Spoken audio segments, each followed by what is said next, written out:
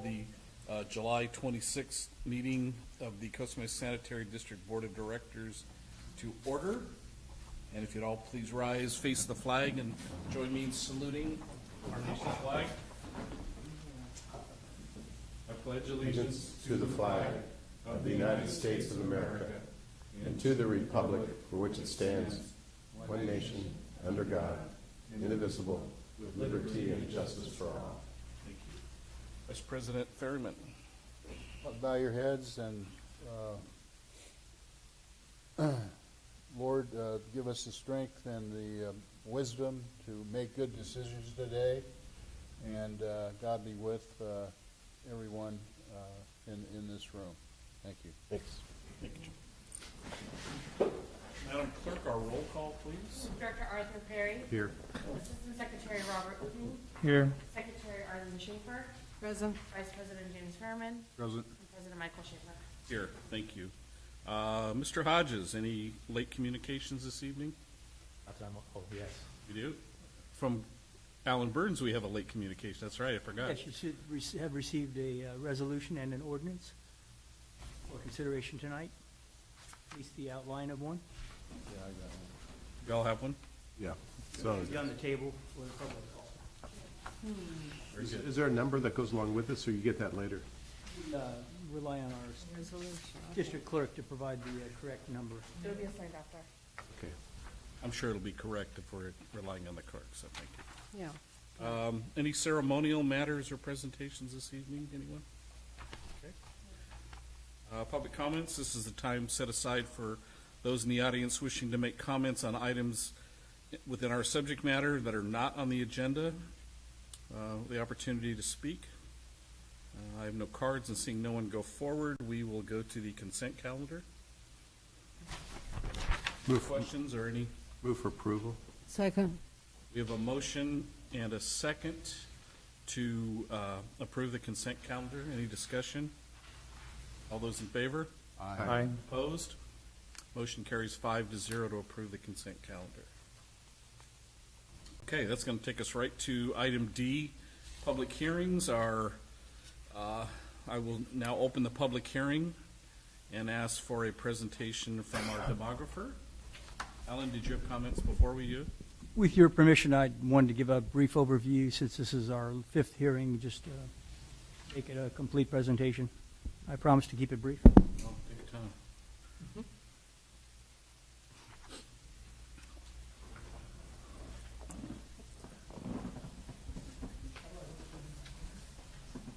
I'll handle it for you from there.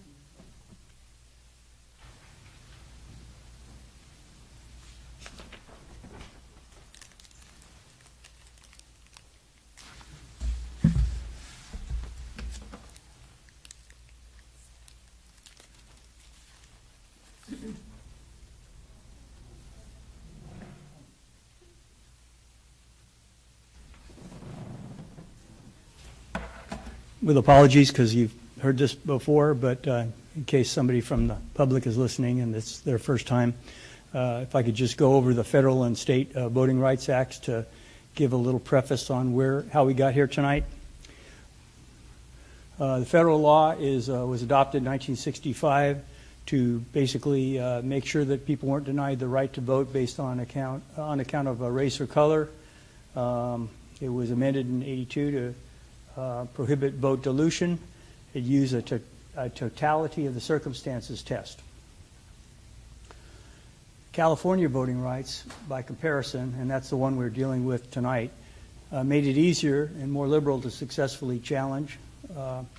It can allow a plaintiff to prevail in a lawsuit against a government entity based on a showing of racially polarized voting, and under California law, that establishes vote dilution. It's a very easy standard to prove and easy for a plaintiff to win a case. The at-large method is presumed to be unlawful in California, and racially polarized voting is, under the federal law, you have to prove that a minority-majority district could be established.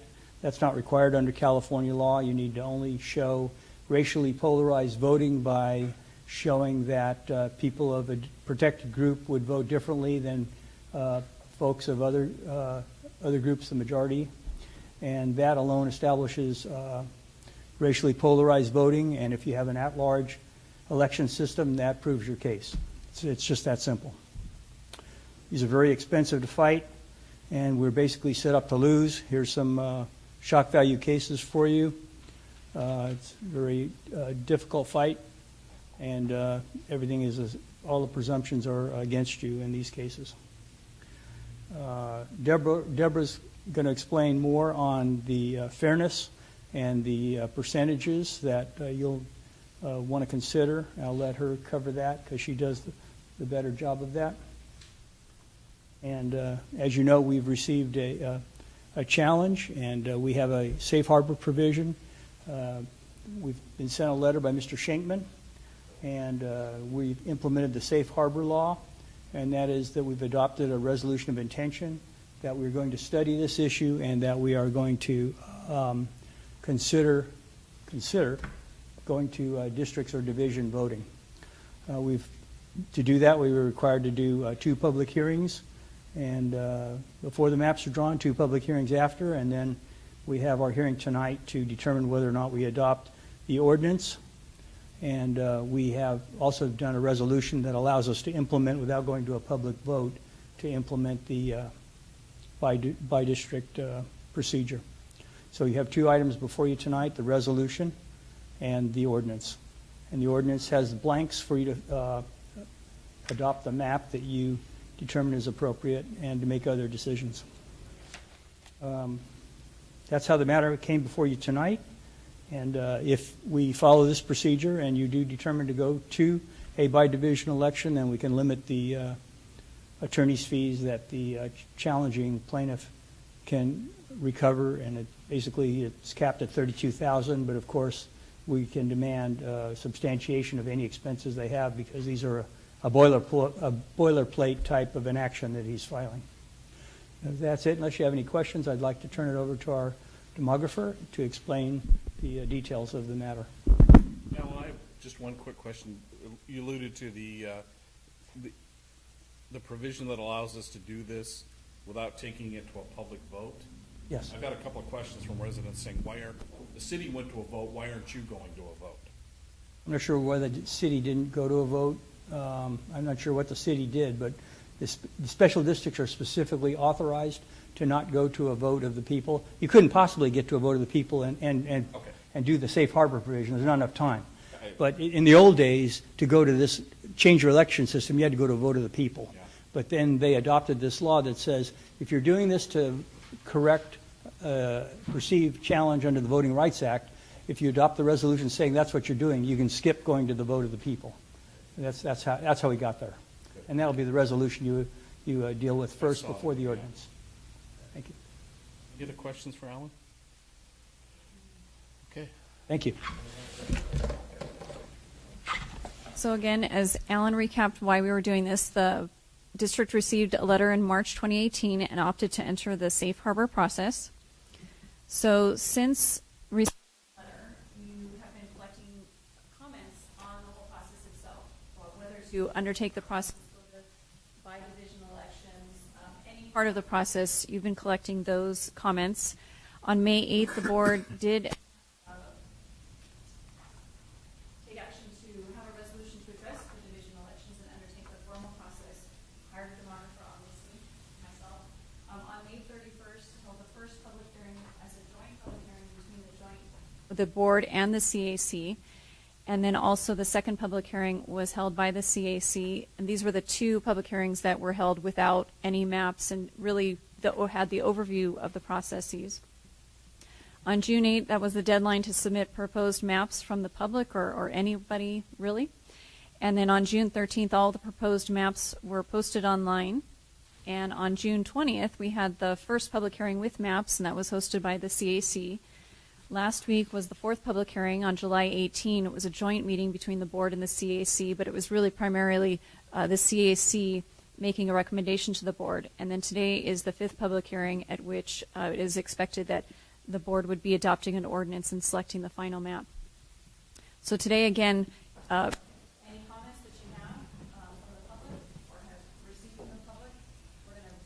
you already have those. We're going to go over all of the maps again. This may be the first time some folks have seen this, so not necessarily in great detail, but we will cover all of the maps and all of the data.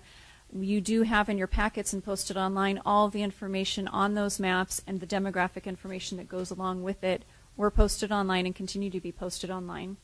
And then we'll go over the recommendation by the CAC, and ultimately it is anticipated that the board would adopt an ordinance that has a selected map, and then we'll also include the election sequencing, but recognizing that this would not be implemented until the November 2020 election.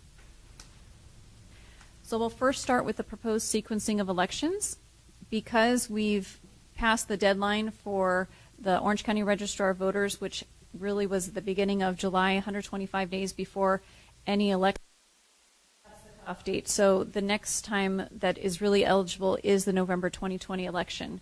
And it is recommended by the CAC and as well going with the existing staggered terms of the board members. So you would have 2 divisions up for election in 2020 and then 3 divisions up for election in 2022. There were 6 plans submitted by the public, and so we're going to go over each one of those. The plans themselves were developed at either the block group, the census geographies, the block group, or the block level data. But again, all of this information is submitted online or posted online. 6 of the plans were created at the block group level, and then 1 was created at the block level. Plan E was drawn using actually both block and block group, but because it was so close to the 10% threshold, and again, for the folks, Alan did mention it, there's a 10% threshold that's needed. It's a population spread between the largest and the smallest districts, and a viable plan needs to have a population spread of less than 10%. So any plan that's above 10% isn't viable in its current state. Plan E was so close to that 10% threshold, revisions were made to it to make it a viable plan, and so we have Plan E Revision 1. So the 6 plans, A through F, were originally submitted by members of the public, and then Plan E Revision 1 was just a modification to make Plan E Original a viable plan. So Plan A has 5 contiguous divisions with a spread of 8.34%, and this plan used the standard block group boundaries to create the divisions. Plan B has 5 contiguous divisions with a spread of 5% and used block group boundaries. Plan C has 5 contiguous divisions with a spread of 3.28% and used block group boundaries. Plan D, again, we're showing this one even though it's not viable plan because it has a spread of 33.11%, did use the block group boundaries to create the divisions. Plan E has 5 contiguous divisions and a spread of 12.58%. Again, not a viable plan, but there was a revision made to Plan E to make it viable. This used both the block and the block group boundaries. Plan F has 5 contiguous divisions with a spread of 4.12% and used block group boundaries. And then the revision 1 to Plan E has 5 contiguous divisions with a spread of 3.55% and used the block boundaries as we did the original Plan E. So not expecting on the PowerPoint presentation for anybody to really read these numbers, but it's, again, here and available. They're in your packets. Plan A, data-wise, has a spread of 8.34% with 2 divisions above the target population and 3 below. Plan B, again, 5.00% population spread with 3 divisions above the target and 2 below. Plan C had a spread of 3.28% with 2 divisions above the target and 3 below. Plan D wasn't viable with a spread of 33.11% with 2 divisions above the target and 3 below. Plan E not viable with a spread of 12.58% with 3 divisions above the target and 2 below. Plan F with a spread of 4.12% with 1 division above the target and 4 below. And then Plan E Revision 1, a spread of 3.55% with 3 divisions above the target and 2 below.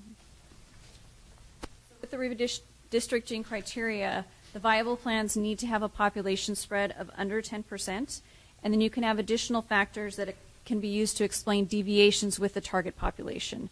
So the target population, the division or the district's boundaries, looking at the population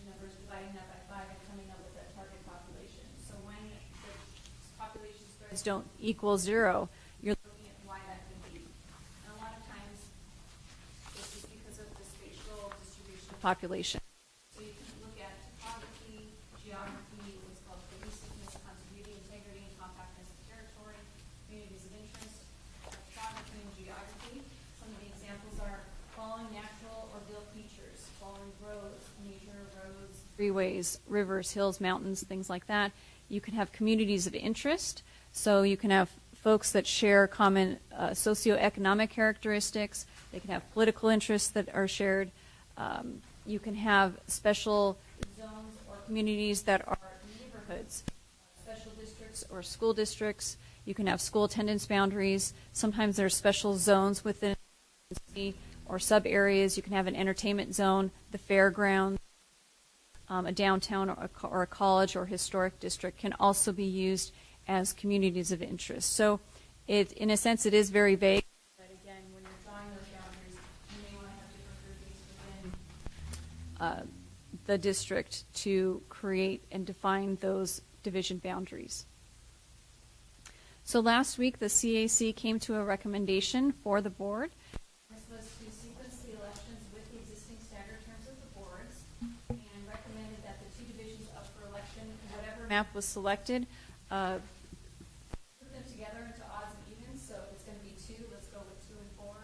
And then in 2022, when there are 3 divisions up for election, make it the odds, the 1, 3, and 5. So it's easy to keep track of the odds in one year and evens in another. And the CAC recommended the adoption of Plan B. The board action tonight is to adopt a single ordinance that corresponds with whatever selected division map that you select and sequence the election with those existing staggered terms of the board members. So 2 divisions in 2020 and 3 divisions in 2022. This could possibly mean that some of the divisions would be renumbered, but we can handle that after the fact. The next steps and things to know in this process, again, reminding everybody that these would not take effect until the November 2020 election. So for November 2018 this year, we're still dealing with the at-large elections. After any agency adopts an ordinance that has and transfers them to by division elections, and that data is provided to the registrar of voters in detail so that they can implement that in their precinct tracking and then provide that information to the voters as well. When we do that, if there were changes to the numbering of the divisions, we would do that ahead of time. We're guessing that it would be okay, and folks are going along with the do 2 divisions when it's up for 2, do the evens in 2020, and then the odds in 2022. And then after each decennial census, really it's recommended as a best practice to at least take a look at the existing conditions on the ground with that to see if there are adjustments that might be needed to the division boundaries if the population spread changes and perhaps is above 10%. Next redistricting data would be released about a year after this 2020 census. Happens in April 2020. So in about April 2021, the data set would be available. And then the next time the district then would be eligible or able to have those changes to any divisions if they were undertaken. The earliest would possibly be for the November 22 elections. And that deadline would be approximately late June 2022. So with that, I'm happy to toggle through maps or answer any questions if you have. Let us know, but happy to answer any questions or. Would you mind clarifying? I keep running it through and thinking about the different percentage spreads. Can you go back and just talk about that a little bit? How that's determined, what that number means? Sure, and I'm going to right here. I guess that was one of those things that folks come up with. So when you're looking at, this is a hypothetical of a percentage spread and how it works. So in this sample, you have Division 1 sample is 4.2% above the target population. And so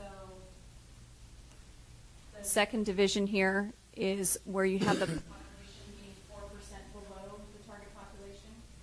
Division 3 is 4.8% above Division 4, 3.8% below, and then Division 5 at 1.2% below. What you do is you look at the smallest one and then the largest one. So here in this sample, it's Divisions 2 and Divisions 3. You're looking at whatever the lowest negative and the highest high. You're taking those two numbers and going back to elementary or at least junior high algebra. Careful. The absolute value. So you're changing that, the largest one of a -4, you're going to change that into a +4, and you're going to add that to the largest division of 4.8. You're going to add 4.0% and 4.8%. You're going to add those two together to come up with a percentage spread of 8.8%. So the difference between the smallest and largest, you want that spread to be under 10%. Because we're not congressional districts, we don't have to meet that number on target. And also because we're in California, there are these allowances of these topography, geography, these different things you can look at and explain why the differences, why there could be differences in the population spread and why you that target. Why isn't it 0? Most often, you just start with it's not 0 because you can't get numbers of the census data because it's not 1. You can't do it in increments of 1. You're not going to get it. So grouping it together, you're looking at the spread of the population densities throughout the district and where they're located to group them together. When you talk about target population or the population derived from the Census Bureau, it's got nothing to do with registered voters. It's simply a number of a person. It's got nothing to do with race or ethnicity. That word? For citizenship, correct. For citizenships. It's strictly the number that's reported to the Census Bureau. Correct. And so within that, I'll pop one up again. They're counting when the federal decennial census happens on April 1st, say 2010, in the state it was collected. They're counting every person wherever they were located in the whole country.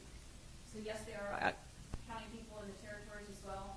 But for example, this block group here, this is the one that we had mentioned before. There's 2 people, but it's really an industrial area. There really shouldn't be any housing in there, but somehow 2 people were counted. It could have been 2 people under one of the freeway overpasses. So it doesn't matter where, in a sense, or what kind of structure they're living in. It could be a tent, it could be a box. I mean, they're very liberal in what they call a housing unit for the census, but they're counting every person no matter why they're here, if they're a citizen or not. They're just counting everybody and hopefully getting information on demographics, age, things like that. So It could be a 6-month body or it could be a 90-year-old body. It doesn't correct. matter. Doesn't matter. And so when you're doing redistricting, you're counting everybody and you're using that total number for the district as of the decennial census count. So yes, this data is already 8 years old, but that's what it is. It's used for 10 years until the next decennial census.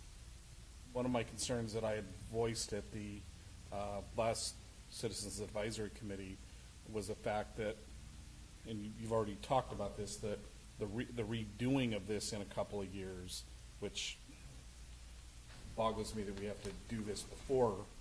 But the other thing that's a concern that we can't anticipate and can't be included in this is the areas in our jurisdiction that have the highest potential growth. In other words, housing units will be developed in certain parts of our jurisdiction that we can't really anticipate those body numbers. So we almost have to judge where we think housing is going to go. I mean, based on what's happened in our community in the last 2 years, I'll say, there are certain parts of the city, again, not the city, our area, that will experience a higher amount of growth than some of the others. The east side, the west side are going to see higher rates of growth than we will in Mesa Verde North or Mesa North, for example. Those are the areas that will be affected in 2020 with the next census. So there's an opportunity, I'll call it an opportunity, for these divisions to be totally out of whack in a couple of years if those housing units continue to grow and people continue to occupy them. That's true. So we need to be cognizant of the fact, or of the areas that are going to grow, I would think, when we look at these divisions. Does that make sense? Yes, and that's one of the things that when you do have spread and you have divisions that may be higher or lower, your communities of interest have future communities as well. Where are those going to go? And so if you have a division where you know, for example, say there's going to be growth, we know it's not going to happen on the fairgrounds, but say there was going to be growth on the fairgrounds. Good.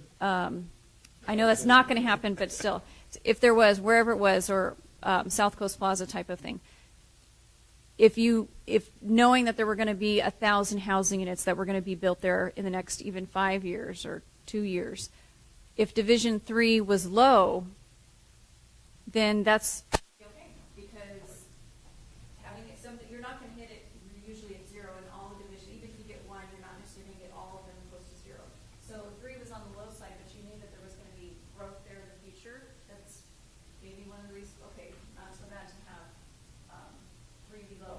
Or if you already know that 500 housing units were built here and another 500 were built here since the 2010 census, maybe 2 and 3 should be lower because you're anticipating that more will already be there, which is most likely. Yeah. That they're not just sitting vacant in this prime property, that these would probably be lower. So by the time you looked at the data again, and you're not required to look after the next decennial census, it's always a good thing to look, but it's a best practice. It's not a mandate. So if these were low and you knew that growth was happening there already or was projected to happen, then maybe these would be better if they were lower instead of on the high end. That would guarantee, in a sense, to push you out of that threshold. Well, and I think being the body that has to decide this, I think we need to look out to that future number, because if we pick divisions and those numbers get skewed in a couple of years because of the potential growth, it's going to cost us more money. It's going to cost the ratepayers more money to change these maps again. Whereas if we look forward to some of this stuff and anticipate some of the growth, we can prevent further expense in the future.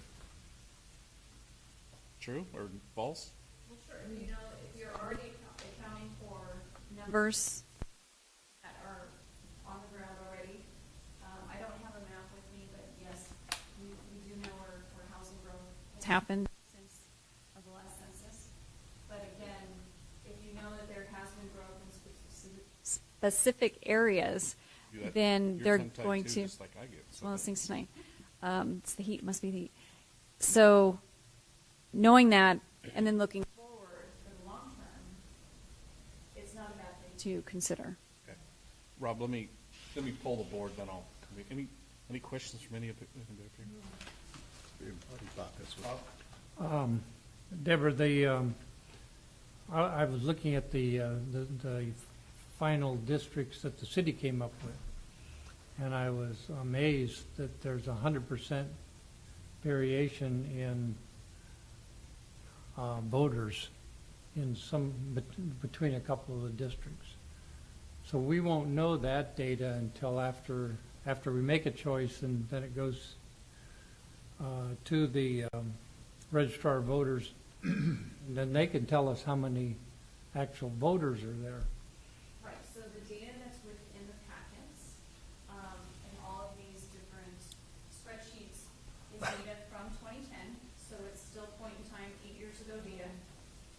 The data that we have is total population 18 over from 2010, and then the citizens voting age data is actually a 5-year average from 2012 to 2016 data. So it's an average of 5 years. You can have quite a bit of swing within that. So this is just an estimate of the population that, by race ethnicity, that are, we know who is 18 and over, but those that are eligible to vote. Yeah. The number of registered voters is something completely different. Yeah, You are correct. yeah. Registrar of voters would need to have this information they could provide it for the district, sure, but to provide it for the divisions, they would need to have that, and then they could provide the number of registered voters by division. Yeah, the number of registered voters is a little over 70% of the apparently eligible voters. And it's all over the map. Rob, you had a comment? Yes, thank you, Mr. President. We've had quite a big building boom between 2010 and now, the largest we've ever seen in the city. We have housing tracts that used to be 10 and 12 units. We're now 60, 100, 150 homes at a time. So it's already out there on the ground, meaning that you're worried about the future. Well, what's out there now is where it's going to land, because this is going to be it for a while. And that just complicates what I was talking about earlier. That stuff happened after 2010, after the census was done in 2010. It's going to be magnified even more.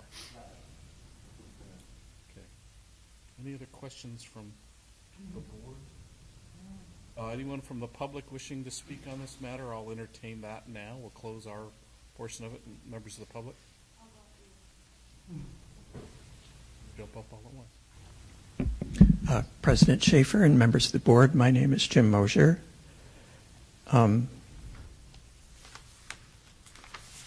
I am looking at the proposed resolution and ordinance, which I haven't had a long time to look at. I am, as you know, not entirely convinced the idea of going to district elections is correct, but if we're doing it, I think we want to do it correct. And the purpose of the board meeting tonight, I think, is to iron out the resolution and the ordinance so that they are correct. Based on what District Council Burns said at the beginning regarding the question of whether this should be put to a vote of the people or not, it does not need to be put to the vote of the people, we were told. If you're doing this to further the purposes of the California Voting Rights Act, and I would suggest the resolution is a little ambivalent on that, because as written, if you look at the 1, 2, 3, 4th whereas clause, it said the board is not of the opinion that there's currently a problem with our voting. And so it's a little contradictory to say that we don't think we have a problem, yet we're doing this in furtherance of the Voting Rights Act. So if you don't feel you need to make that statement or think that there is some reason to make it, I would suggest you maybe strike that paragraph, because it could then be challenged that you're not truly doing this because you think there's a problem.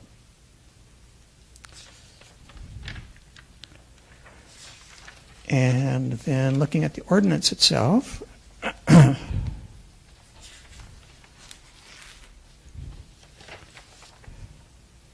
the ordinance does not make that statement, so I don't. The ordinance does not seem to be ambivalent. It seems to say we're doing it in furtherance of the California Voting Rights Act. It then has this added chapter 3.03 to the operations code. In the first paragraph of that about divisions, it says to be elected, the candidate must reside and be a registered voter.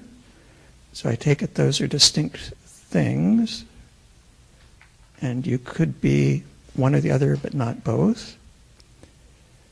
The next paragraph about sequencing and scheduling of elections, I'm wondering if this is kind of boilerplate that's been copied from somebody else. While you were speaking and hearing the presentations, I was trying to read this. And I think the entire paragraph could be simplified if you left this first sentence, which says the adoption of this ordinance will not take effect in time for the election official to process an election before the 2020 election, and removed all the rest of it and just said from that date all elections shall be by division for 4-year terms. I'm not sure the remainder of it actually adds anything to it, because there will be two divisions up for election in November 2020. It's kind of redundant having it in both paragraphs. And 3 divisions up for election in 2022. Mr. Mosier, you're 4 minutes up. I'm going to give you can you wrap it up in 30 seconds? I will try. Okay. Of course, we do not have the Exhibit A, so it's hard for the public to opine on whether that is correct or not. And the section about vacancy created by moving, is there also a vacancy created if you cease to be a registered voter? That's the reason I brought up. You seem to have two sections about that. And then the implementation, I'm a little uncomfortable with the paragraph giving the district clerk the authority to make technical adjustments. It's not clear to me exactly what those are. And if the map has been changed, how does the public know that the map has been changed? Because the ordinance is saying Exhibit A is the prevailing thing, yet apparently Exhibit A can change some way. But since my time is up, I won't. There's a grammatical, I think, error in the next one. But anyway, so much. We appreciate your time. Hi, my name's Sue Lester. I was actually a member of the Citizens Advisory Committee, and I just have a couple of comments. I'm not here officially representing the CAC, although I think I can speak on their behalf in that we hope that you vote to approve Plan B because we unanimously agreed that that would be the best plan based on the time that we took to review everything. Not that we are all knowing, but that was what we threw our votes toward. I'm just a little bit concerned about the new developments, as President Schaefer brought up, because we weren't allowed to take any of those into consideration. I think it wouldn't be right to try to take those into consideration now when you're selecting the map for the districts that you're going to approve, because we weren't given any of that information on the front end to look into, which I know legally we couldn't use it in terms of a hard number because it's not the census information. I don't think you guys should try to look into a crystal ball and figure, okay, well, we had all these, maybe we should go with this map that nobody really discussed in great detail. And the other thing is I'm a little disappointed that none of you to this point, I know you asked questions of staff, but none of you to this point have commented at all on the recommendation of the CAC and whether you approve it, you agree with it, you're concerned about it, which direction you're going to go. Because when we were going through this process, and I know for some of the meetings that didn't include the entire board and wasn't a joint meeting, you weren't allowed to give direction or make comment. If you were in attendance, you just kind of had to be quiet and listen. But there were a couple of meetings, if it's my understanding, that were joint meetings with the full board where you could have asked questions, and a couple of you did, or give input or direction or comment to the committee on what we should or shouldn't be looking at to kind of point us in the right direction to satisfy what would be the best for the community with all of us, so we could understand where you were coming from if we weren't hitting the mark. So I guess I just want to share with you as a committee member that at this juncture, because we never heard from anyone if we were on the wrong track or what you didn't like or what you approved of, if you go in a completely different direction, and I'm only speaking for myself, I'm not speaking for anyone else that was on the CAC, so I want to make that perfectly clear, that it's going to be kind of frustrating from my perspective as someone who volunteered a lot of time and effort to try to help you guys to get to this, that if we weren't on the right track and nobody said anything to us and let us continue marching down the path and you go in a completely opposite direction, it's going to be kind of disheartening. It won't be like the city when they pulled districts out of a dark place and launched them on everybody. But going forward, if you could keep that in mind and take that into consideration, people would rather hear the truth than hear nothing and then be flipped upside down at the end and not really know what's going on. So I trust you guys are going to do what's best for the your district as a whole. So I just wanted to add that. Thank you for your time. Thank you. Anyone else from the public? Okay, then I'll close the public comment. Could I simply comment on the resolution? Yeah. Thanks. The resolution states that the that the board doesn't and this would only be effective if you adopt the resolution, but it makes a finding that you don't think you diluted anybody's voting rights, meaning that one possible meaning and the way it was intended was that under the federal law, there's voting dilution if you can show that you could have a minority-majority district. In the California law, they've just created this standard that if you can show racially polarized voting, that one group votes differently on issues than other groups, that proves that you've discriminated and you've diluted their vote. And you don't have to agree with that to say, but nevertheless, you've enacted a law, we're sworn to uphold the law, and you've given us a safe harbor to get out of paying too many legal fees. And we're taking that avenue. Even though, we may be pinching our nose, but that's where we're going when we do it. Thank you. Appreciate it. I want to address Ms. Lester's comments about this whole thing's been frustrating for me. I mean, first of all, to have a lawyer tell me that we have to do something, and he gets $30,000 for telling us we have to do something, that's just not right. I can't express how much gratitude I think the five of us have for the work that the CAC did. And I think the work that's been done by Deborah has been out of this world. I mean, there's more stuff here than probably even any of us want to look at, but it's so comprehensive and there's so much information there that helps to make a decision. And I don't think we're looking into a crystal ball in trying to anticipate what's going on. I realize you guys didn't really have that opportunity to talk about that, but I don't think you were able to because we had to go back and look at the 2010 numbers and we had to rely on that. And I think that had justification from whoever. You guys worked your tails off, and that's what's frustrating to me is this should have been a process that took 6 months or longer. To have to do it in 90 days, we're all under the gun with this thing, and that's just not fair as far as I'm concerned. We should have had some longer safe harbor, if that's the right word to use, because I didn't want to make the same mistake that I think the city made. And we certainly don't want to just throw all these out and say, oh, Art, what do you want, or Bob, what do you... All of these plans work. Mike, except that one with the 33%. Okay, I better be careful.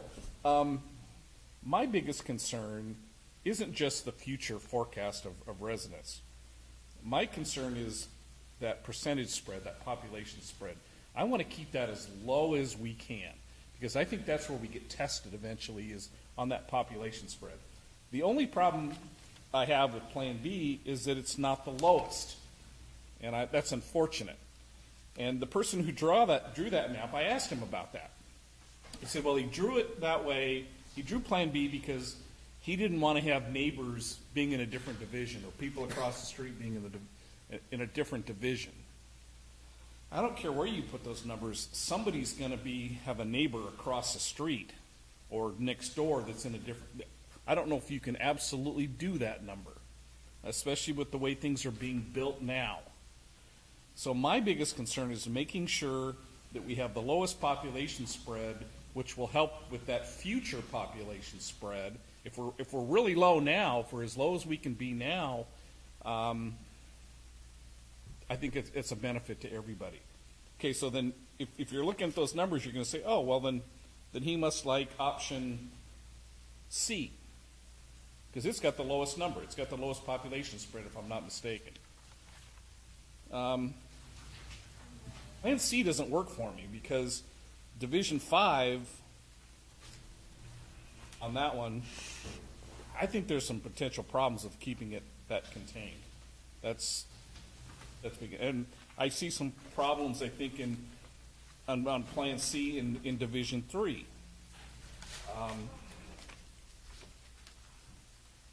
I like Plan E.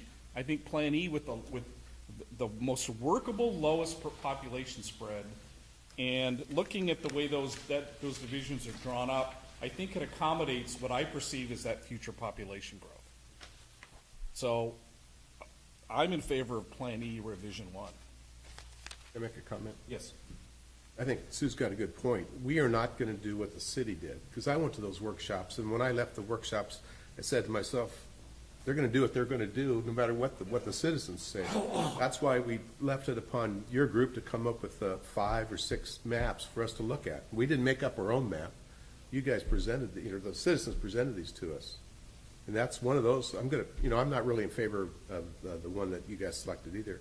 But because one of the statements you made is that it broke up the neighborhoods. And, I really don't want to break up the neighborhoods as much as possible.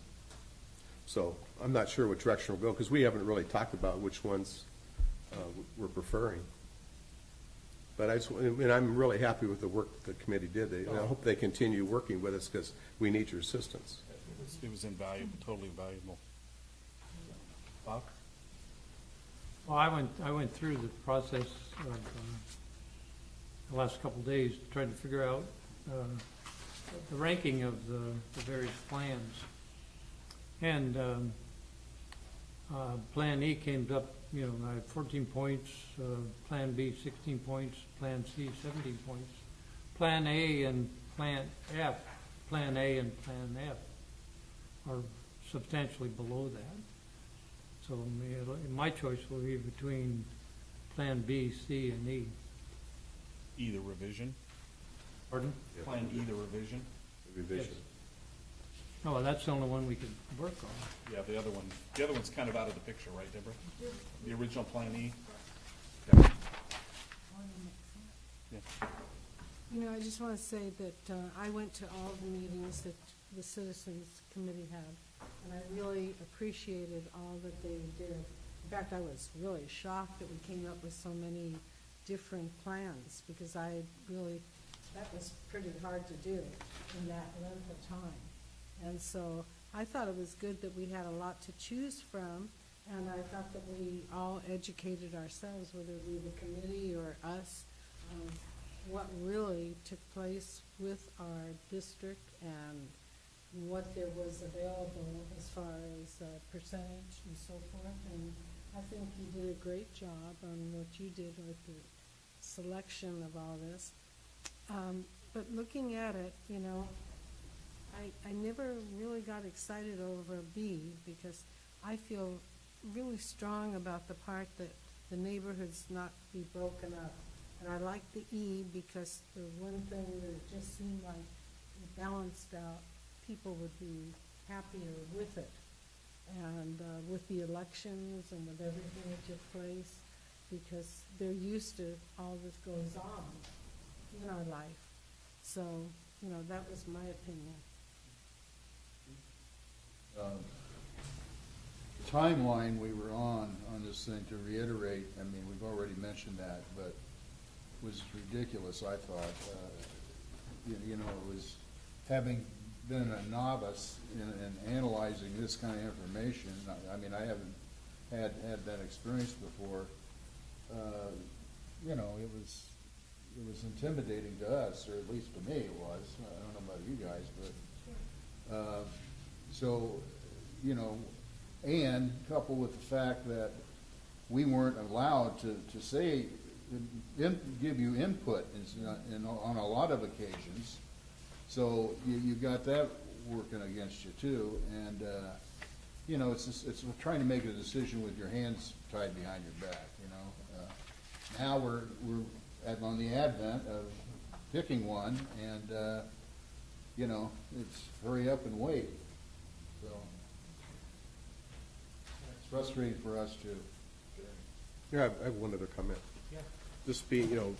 Just looking at the different maps and how they're drawn, I grew up on the west side, and I fit comfortably, when the election comes up in 2020 in a couple of these districts. But I'm just being, because I know a lot of people on the west side because I grew up there. But I'm not using that as a criteria, but I think that C in Plan E1 represents the area that I like. All right, if there's no other discussion, I'll look for a motion. Anybody have a motion? And before we do a motion, can you refresh us all, Alan, on what actions we need to vote on or what we need to decide? You would need to adopt the resolution first that authorizes you to adopt the ordinance without going to a vote of the people. And then after you adopt the resolution, then you would look at the ordinance, and then you would adopt a map, and then we need to fill in some blanks on that map too. And I'm not sure, I'll ask Deborah about what she saw about the sequencing of the numbering of the different districts and how they're going to be numbered on the map and when we're going to do that. Most likely we would do that when if whatever map is selected tonight, we basically revise the title to put that this is the district division map for the new board. So then when we do that, we would figure out the sequencing with staff. We wouldn't necessarily do it tonight. We would figure it out with staff and then use the same boundaries of whatever map is selected, but just then that would become the Exhibit A as mentioned in the ordinance. And then we, again, work with staff on the division numbering. So you wouldn't fill in all of the blanks tonight. We would probably just do that with staff, but just working with staff to make sure that the sequencing is correct because your secretary has that information. So then will you come back at a future board meeting and say, do we have to adopt the numbers, or is that just automatically done? No, your adoption is of the boundaries tonight, and so then the information would just go to the registrar. You wouldn't need to see me again. You might end up taking some action. The ordinance does anticipate that you could take further action, but tonight you'll adopt the divisions, and that effectively adopts the by division ordinance, so you've complied with the safe harbor provision, and then you do have the authority to make a little fine-tuning later, or maybe we don't have to do it later. Maybe we can do it administratively. We can work that detail out later.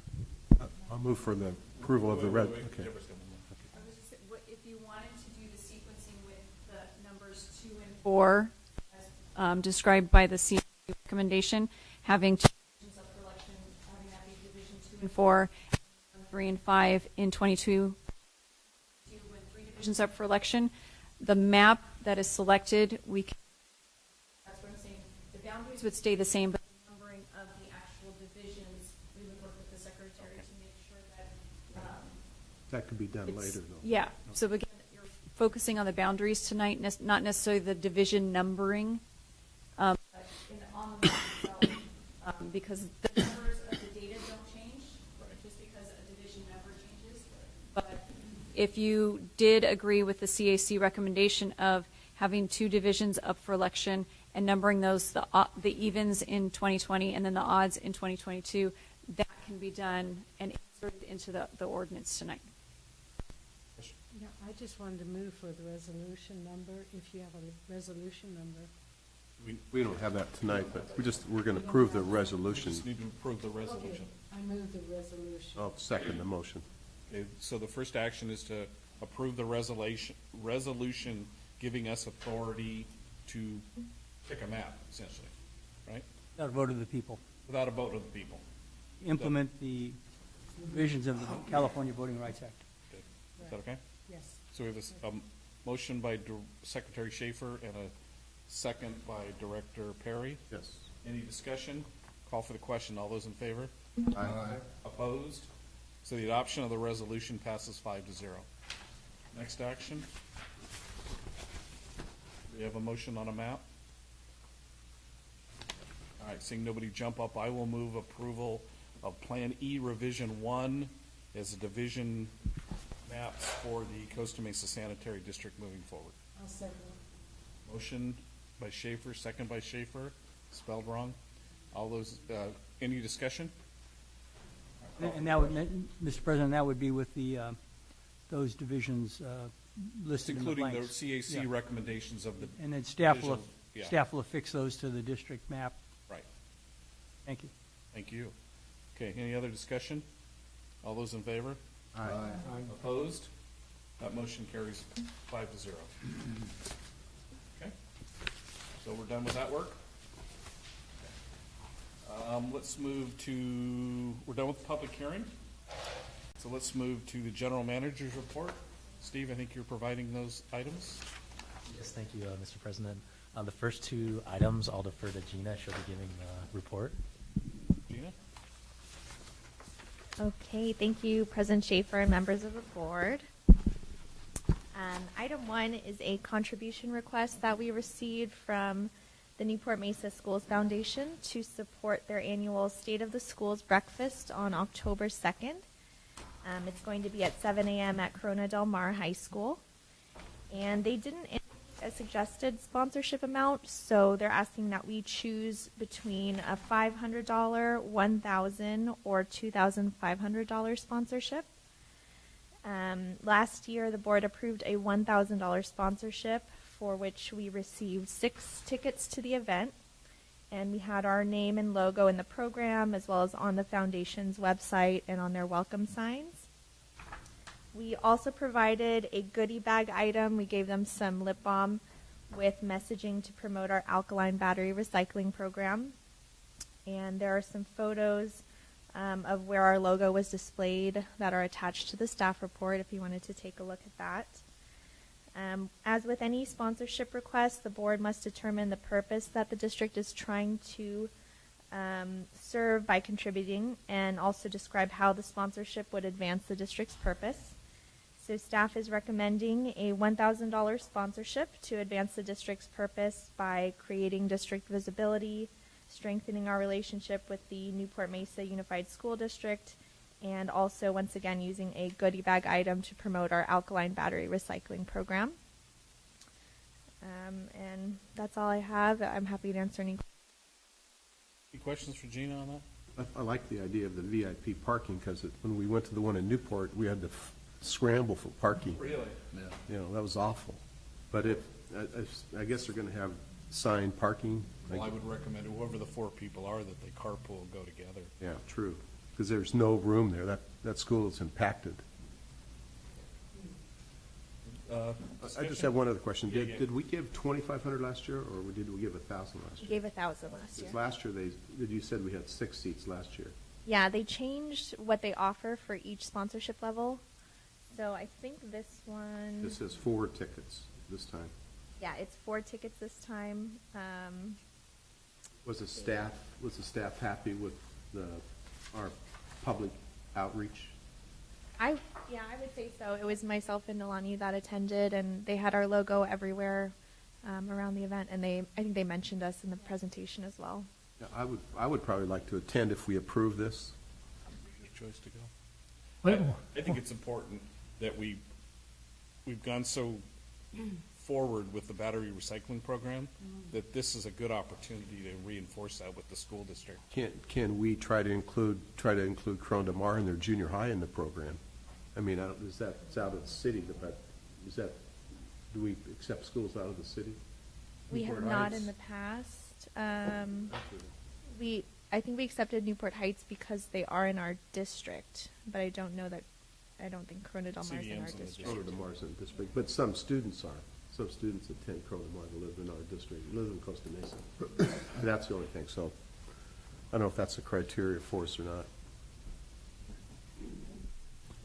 what date is the event? October 2nd. I And believe. it's Is that a right? breakfast. It's a breakfast. It's a breakfast. Jim and I went like 3 or 4 years ago to Newport Yeah, Harbor. I went sometime back. Well, I've been to the 2 of them, one at Estancia and one at Newport Harbor. I didn't go last year. And what's the nexus with the battery program? The schools just do participate? Is that? I mean, that's what I'm thinking. We could ask them to participate, you know. Well, they have a junior high that's pretty active, and I don't know if they need the money, but this is just a thought. But because we do have kids that go to Corona that live in Costa Mesa. I'm not sure what the percentage is, but there is a number of them. 11 Mesa Verde that go to Corona Del Mar. Yeah, I know some. But is it because the schools participate in the battery recycling program? It's not that we won't get any. No, we just give them we can just give them the opportunity to, but they may decline. No, but I mean, how does it serve our purpose at this event for the battery recycling program? Well, it's a school district event, so even though it's being held at Corona Del Mar, there will be teachers and principals from all over the district there. All the schools will be attending. We walk around and talk about it, or is there something there that? Oh, what type of publicity will we have? They allow us to provide an item that they put in the goodie bags that they give out to everybody. So we can promote the program by Okay, now I'm back. Okay. Yeah, we get our name in in their program and on signs and. Okay, our name is there, but Okay. Any other questions? I'll make a motion that we approve the $1,000 level only, not the $2,500. second. All right, we have a motion and a second. Call for the question, then all in favor? Aye. Opposed? That motion carries 5-0 to contribute to the breakfast. Item two, Steve?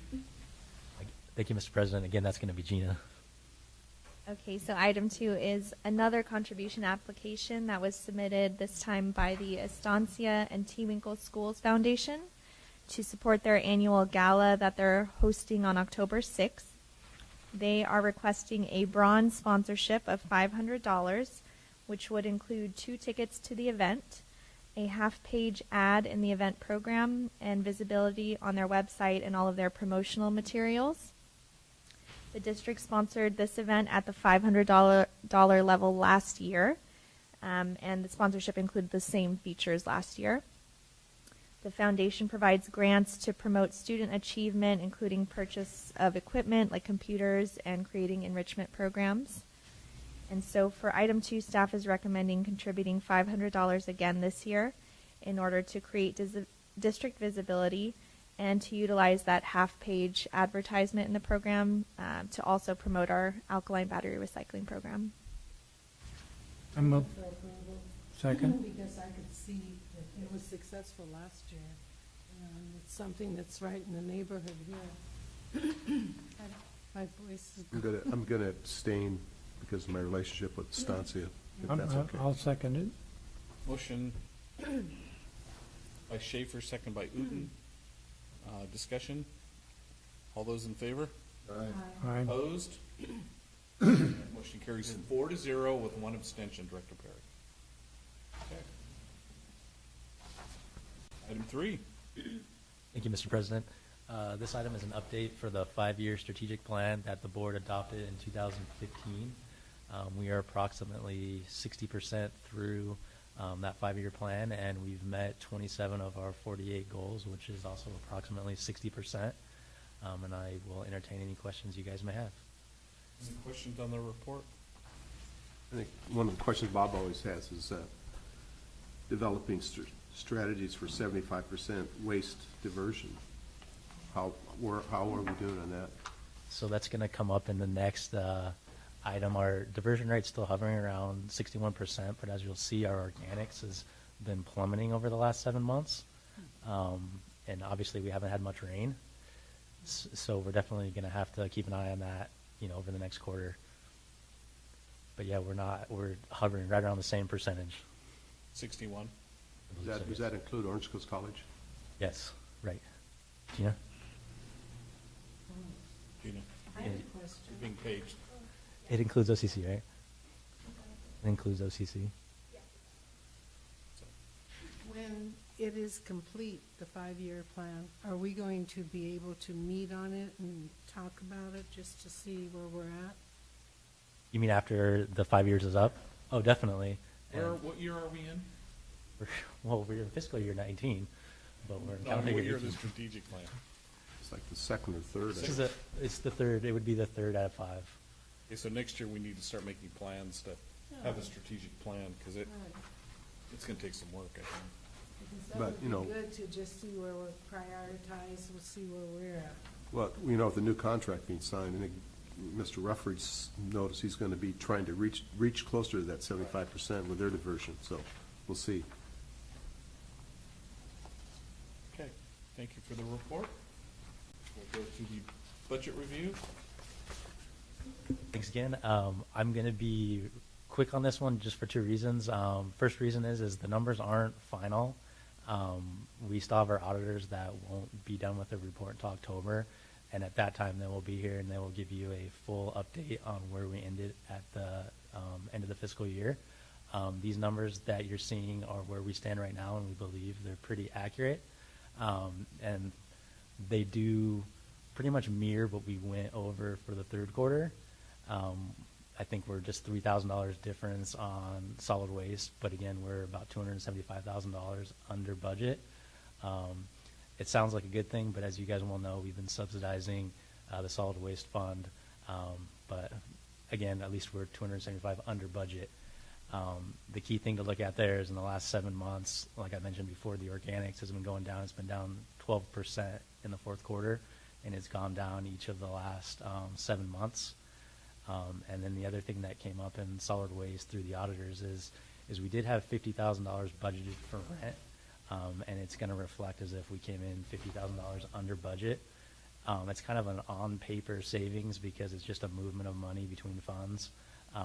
So it's not really a savings, but it is different from what you saw for the third quarter.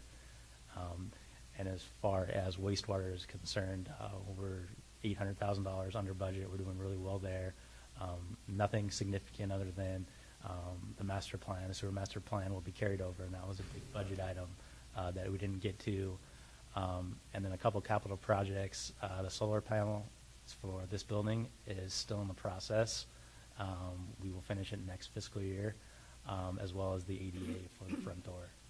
We did not get that finished, as you guys well know, and that will carry over to next fiscal year. And I will be happy to answer any questions. Where are we on the solar? That's a good question. We, staff thought that they were going to be here several weeks ago, and they haven't made it here yet. So I'm not exactly sure what the holdup is, but it should be completed. I'm just going to say it in the next couple months because we did get an email a couple of weeks ago that they were going to be here, and they just haven't showed. So they were to be here to start the installation process? Correct. Maybe they're using their brain because of the heat. They're staying off of roofs. Think about it. I'm not trying to be facetious, but if I was a roofer or a solar guy, I'd be in a pool somewhere, But I think we need to find out what's going on with them because the sooner the better. Definitely. Okay. Well, let me, do you remember what I could go back and look, but the projected deficit was going to be in the solid waste fund? I think we were very conservative in those estimates, and it was something like $600,000 to $700,000. So again, we're losing a couple $100,000 if you look at it, what we're bringing in versus what we're spending, but we did come in under the budget number. And as we discussed last quarter, that could potentially kick back a couple years of when we have to raise rates. But with that said, we do have an RFP posted right now for a rate study that will actually be due, I believe it's August 19th. And we've had 4 or 5 firms already express interest. And so we'll have that report for you around February, March. So it was both being budgeting conservatively, which is the right thing to do, and the decrease in the organic tonnage that made us go from $700,000 negative to a $200,000 positive. Well, and so those numbers that you're throwing out there are two different things. So the $700,000 is basically the revenue we bring in from assessments versus what basically we budgeted. And since we budgeted really conservatively, we came in lower than that. Mm-hmm. So the difference between what we're bringing in and what we actually spent is less than that. I'm just going to throw out a number. It's between $200,000 and $300,000. Well, we had budgeted in the solid waste fund that we are going to have to dip into reserves a certain amount. A couple $100,000. Oh, it's only a couple $100,000? Correct. Okay. It's not what you saw in the CAFR. It was going to be like it's nowhere near that. Wasn't it about 700 and something thousand in the CAFR? Correct. What are our reserves right now? Our reserves are really healthy. We adopted a policy to have 30% in solid waste and 25% in sanitation, and we're not in any danger of reaching that reserve level for another couple of years. And again, once these numbers are finalized, I'll give you an updated projection. But we're looking at like 2020, 2021 before we get there. And we could elect to go back down to 25% to buy us another year or two. My understanding was we were at 15% just a couple of years back. Yep, well, we that's right. worked hard on that because we were trying to do that for moving to find a place to live. So we thought, the reserve was important. That was our money that we were gonna use for another property, so that was good. So we're still up, that's good, You're doing very well, and we still have no debt, as you're well aware, so Hear that. financially, we're solid. good. If we don't have to raise the rates for until 2021 or 22, that's real good. Well, I think we need to think in terms of not 20% or No, I know that. I huge know. raise. It's 30 and 25, so we'll see. You know, right now, that's what they're saving right now. But they're going to adjust that probably next year. I mean, people rebelled Pardon me? with Mesa at a 5% per year rate increase. You know, we need to talk a lot more about solid waste rates. Because, you know, the numbers I'm looking at, and we could end up with a 20% increase in rates if we just come up against the wall and, you know, have to do it. Yeah, I see what you're saying. I mean, we just need to know better how to plan. We need to probably have a real good study session on that, Yeah. see where we're at. And that's the reason that we put out the RFP for the rate study, is so that, you know, potentially if it was 20% in 2021, maybe we can say we're going to do 4 or 5% over the next couple of years to ease that impact. But we'll let them come back with the report and then obviously bring it in front of you. And that report will be due in February. February? Do you do that in-house, or do you have to go outside? We went outside. My understanding is it's never been done before. So we've gone to an outside, RFP, and we've had 4 or 5 firms already interested in it, but there's still another couple of weeks before we'll actually get the final proposals. Yeah, because we've never had to go outside before. Exactly. And had to pay money for it, so. And there was $40,000 put in the budget to cover that. I don't have the cost yet because the proposals are not due. Any questions for Steve? Yeah, good report. Thank you. All right, CCTV program, we want to talk about that? Okay, thank you again. CCTV we discussed at the study session, and since then I have an update. I'm quite proud of staff. They came up with a pretty catchy marketing tool to get readers' attention, and it's going to be after the Got Milk commercials. It's going to be called Got Roots, and we're using the Root Miser from our coloring book, and he's going to have a milk mustache, and there's a picture, a milk mustache. So instead of Got Milk, it's Got Roots. Okay. And it's a picture with our Root Miser with his roots in the pipeline. And it's explaining exactly what the lateral is and what a clean out is. And we're going to use that to get people's attention to look at the program. And as we discussed before, we're going to expand it to also offer, if you install a clean out, we're going to offer a rebate of $500. And as you'll see on the next item, a reason for that jump is that if you're going to install a clean out, it's going to cost you $290 in fees for us. So we wanted to make it $500, so we're still putting something towards the cost of putting in the clean out. Whereas with the CCTV, there's no fees for that, so we're already putting the $200 towards that. When will this program be ready? We're ready to go as soon as you guys approve it. Are we approving that tonight? Correct.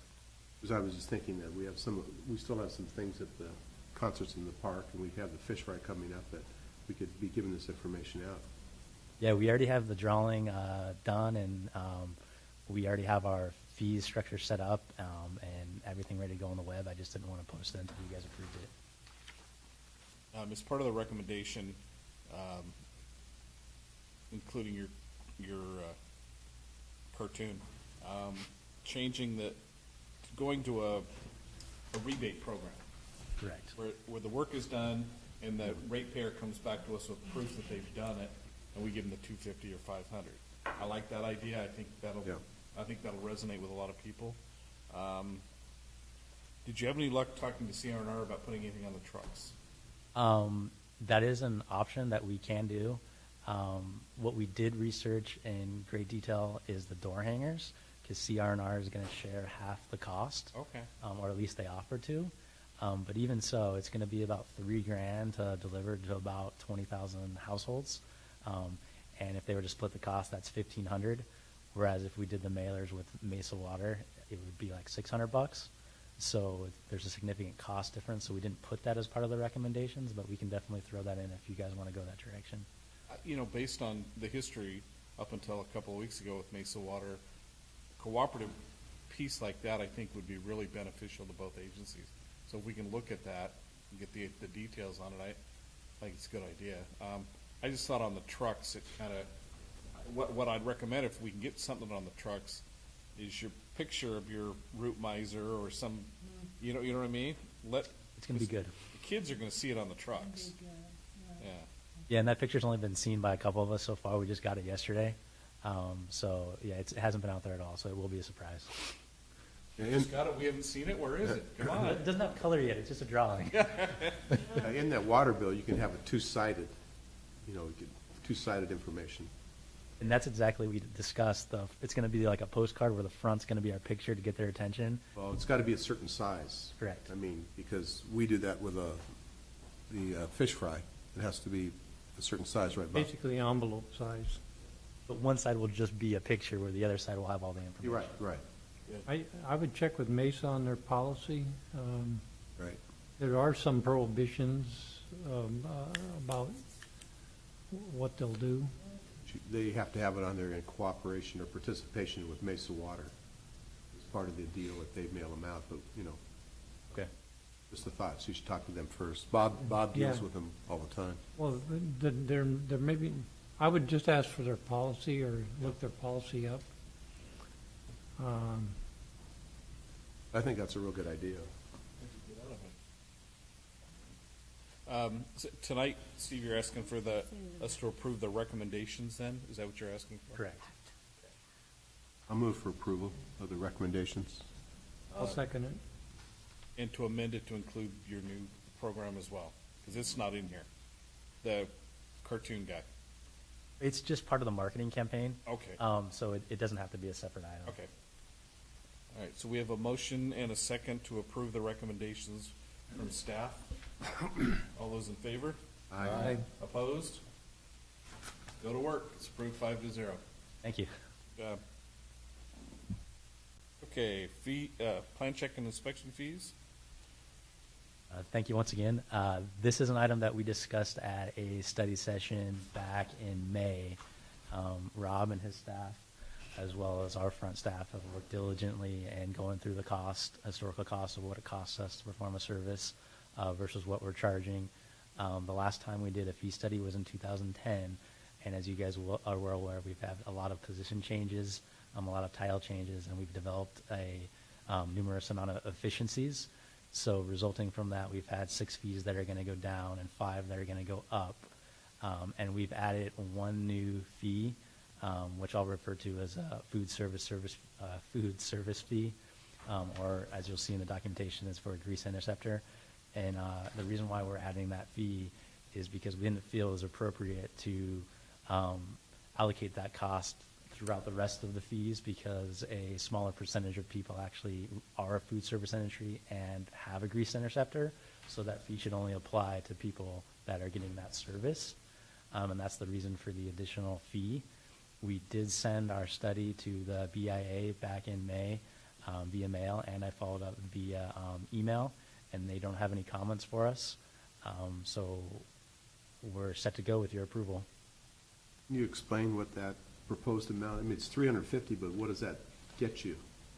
It's we outsource that to EEC, so it's 2 hours of his inspection time, and that's what we calculate as what the average time he spends. So when someone comes in, it doesn't go to Rob, it goes to EEC, and that bill needs to be captured somewhere in the fees. Have we been capturing that already?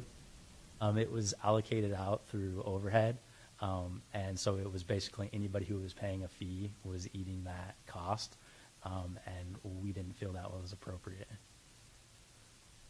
Rob, do you have any comment on that? No, it is appropriate to have that charge because of EEC's time that was not included in our plan check and inspection fees. So that was a very smart thing to do. Other questions for Steve or Benny? I move approval. Okay, Second. you're moving for approval of the resolution, correct? That's what we need tonight? There's only a resolution. Just the resolution. Those other two, the fee, the charts are included as part of the resolution. Correct. So motion by Uten and second by Schaefer to to approve the resolution to change the fees. All those in favor? Aye. Opposed? Carries 5-0. Thank you, good work. Okay. I think we're to Rob, engineer's report. Thank you very much, Mr. President and board members. So our first item is our project status report. A couple items real quickly. Item 2 is going to be accepting the improvements for our corporate yard expansion, so that project is done. And yesterday we put the President Pump Station reconstruction out to bid, and it looks about coming in right where we thought, which is approximately $1.5 million, and that will be out to bid for a month. We're about to put out to bid our last phase of the grade 5s for our TV program, which will be phase 11, and phase 10 is being completed right now, and we'll soon be out to bid on our projects on the Canyon Pump Station. So everything continues to go as expected. I have a question. How many grade 5s are going out to bid, roughly? This last time, they're actually going to be a little bit different grade 5s than before. These are deteriorated manhole bottoms and severely corroded ductile iron pipe, all of which need to be done. So there's only going to be 5 manholes and 1 line that will be cleaned out and lined. And it does appear that that will take the entire budget that we have left.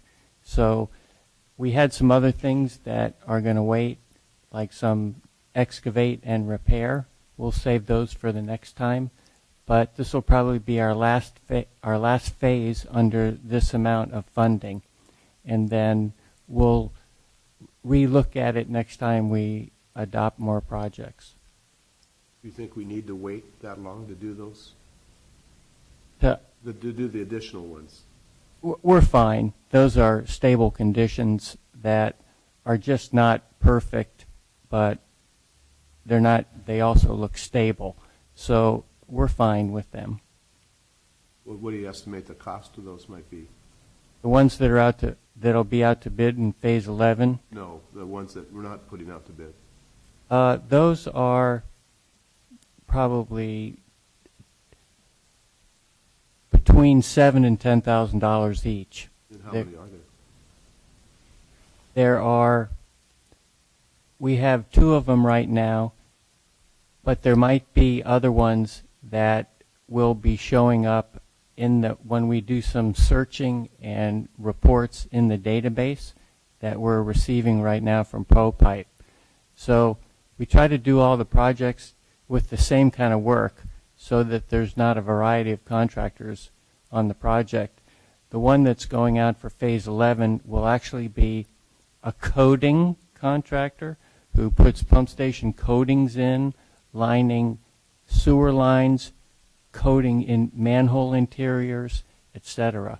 So the other grade 5 that we were just talking about, that is a excavate and repair sewer, and we're looking for others of those to make a full project. We only have a couple right now. Okay, I see. Thank you, Rob. Second item? Thank you. This is part of the normal procedure of finalizing a project. As you've seen the letters on our new corporate yard, the lettering on the Fairview roadside looks very nice. The yard looks wonderful. You can see through the gate, and it's very organized, and it opened everything up, and it looks very nice. So far we've gotten some compliments, and we're good for as long as we don't want to make any changes. We start making changes, it'll trigger some city approvals. Like, for instance, if we demo the building, or if we want to do more construction, et cetera, et cetera. So I will tell you that my wife gave a very sound approval for the sign on the wall. She thought it looked wonderful. So Very good.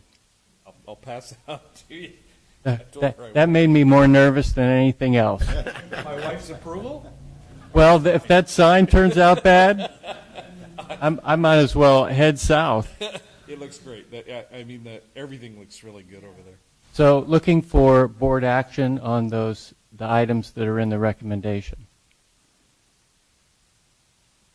So that recommendation will include all of Yes. the items that Right. the financial review. I move for approval. Second. Motion by Perry, second by Ferryman. Call for the question. All those in favor? Aye. Opposed? So Nolani will take the notice of completion up to the county recorder and record that, and then that triggers the retention. Then we can pay that later. Well done. Thank you. That whole project, from start to finish, has been really good. I mean, other than a few little quirks with the city, fantastic. A lot of little things in Yeah. that project, a lot of details. Well, it improves that corner. I'll tell you what. Yes. And not that Mike had a dumpy-looking building, but he had a dumpy-looking building. And what we've done, I think, really enhances that corner. Makes it look really good. Thank you.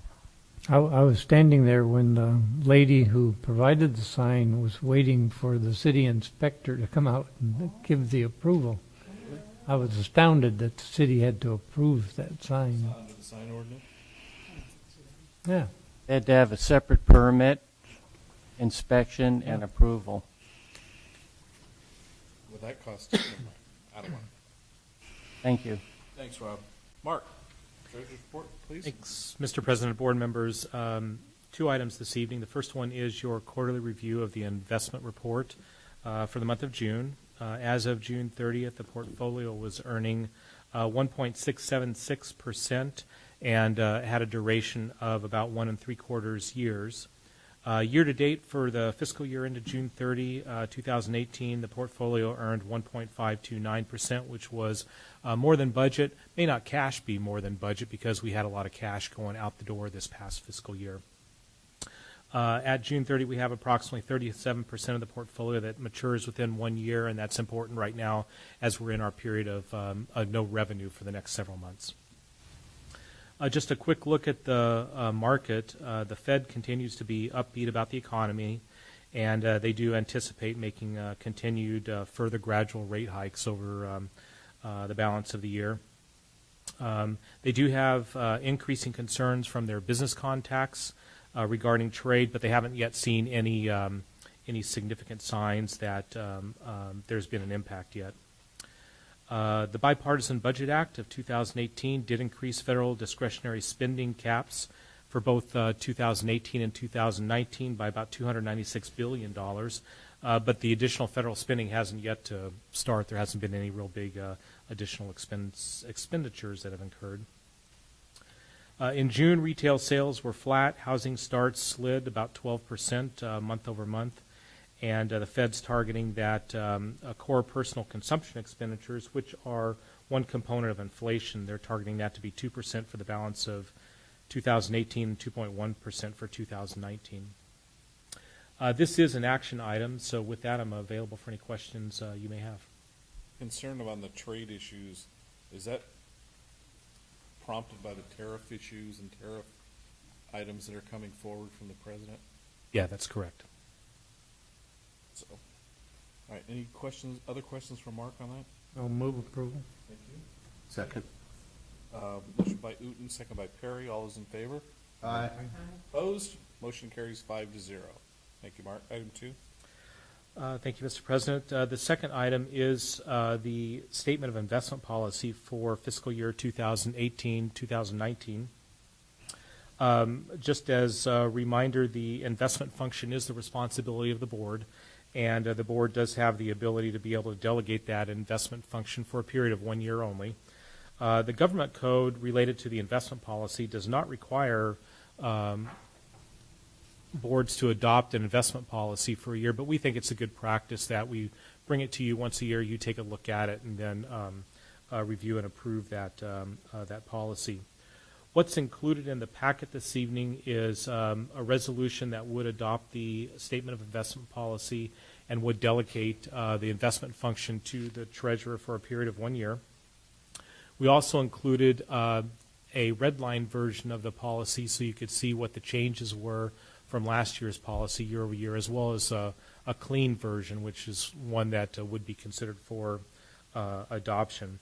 There were no substantive changes in the investment policy, just some minor tweaking of items. And with that, I'm available for any questions you may have regarding the investment policy for 2018-19. Questions? Move for approval of Resolution 2018-910. Motion and a second. Questions? All those in favor? Aye. Opposed? Motion carries 5-0. Thanks, Mark. Okay. Counselor, your report? Thanks, Mr. President.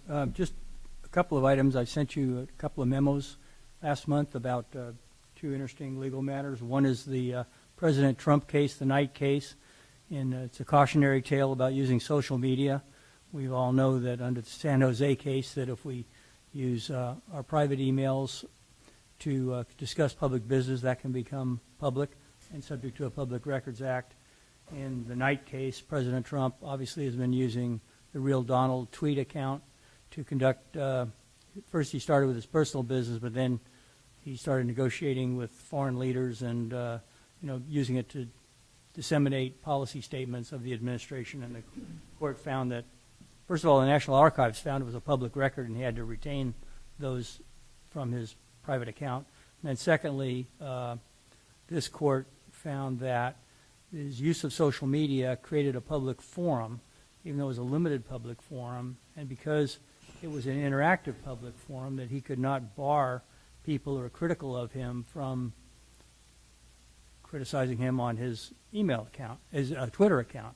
So it's pretty interesting how that happened, and it kind of flows from it, but because he used his one White House aide to monitor that account and to use it, it became a public forum. So anyway, we all know that when we cross over from the public to the private, that we can make our private devices and communications public. So it's just another cautionary tale to be careful with that. And then secondly, we had a mass mailing change in the law. Generally, on the mass mailings, we can send out, you can't send out information that features the signature or photo of a elected official to more than 200 people through the mail or otherwise. And that was always, the exception was always the roster listings where you just showed the letterhead or something as benign as that, where you weren't bolded or anything like that. Well, they decided they needed to fix the law, and they said within 60 days of an election, you can't even send those out. So we have to be careful of that now, and Nolani and Gina are aware of that, and we'll be watching that too. That mean no newsletter before, no newsletters 60 days or less, right? Well, you could, but we just couldn't have our names on it. Yeah. Oh, I see. Yeah. Okay. The board's names have been removed from the upcoming fall newsletter. When does that go out? that? When does that go out, Milani? September. Huh? In September. Okay. That's fine. I think most people know who we are. Anything else? No, that's all I had, Mr. President. Before we move away from Alan's, I'm going to take this opportunity to just thank Alan. You know, as you know, last week, we got some resolution on the item that we've been meeting with Mesa Water, and we have a resolution and agreement that certain actions are going to take place. And this thing's been going for I don't know how many years now, and I don't think we would have had any of the success that we had, and I don't think anything would have been done the way it was done without your help.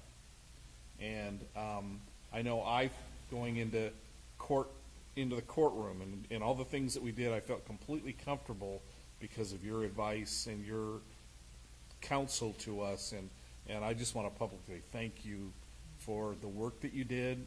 A lot of staff work was involved, but Alan, without your help, I think it would have been a lot more egregious for us. And again, thank you for looking out for the district's best interests, whatever you do, and thank you. Thank you so much, and thank you for your leadership. And it really was a team effort. We had a lot of good people helping on that one. Sure learned a lot. Thanks. We all did. Good job, Alan. Yeah. Thank you again, Al.